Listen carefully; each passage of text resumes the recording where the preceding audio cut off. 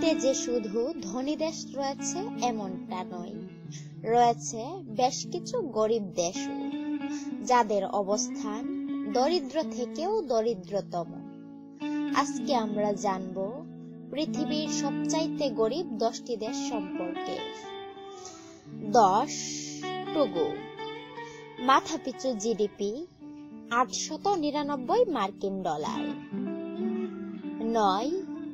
Malawi, African দেশ, 53% লোক দরিদ্র সীমার নিচে বাস করে। মাথাপিছু জিডিপি $860 মার্কিন। কফি এদের রপ্তানির প্রধান দ্রব্য। 8.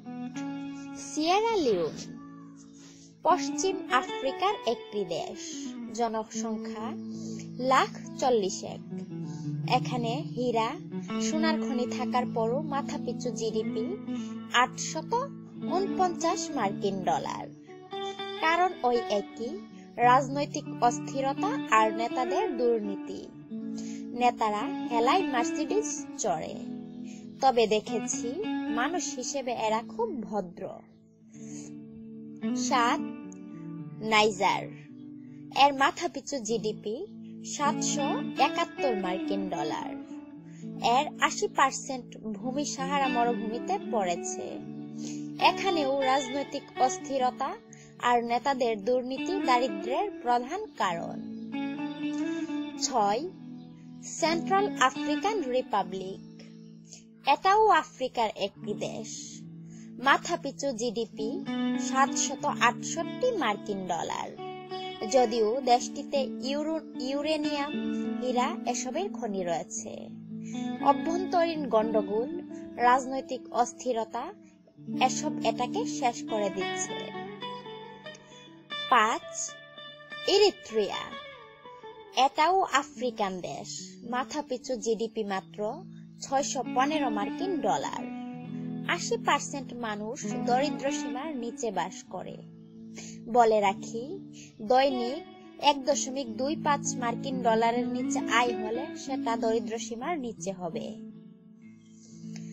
4.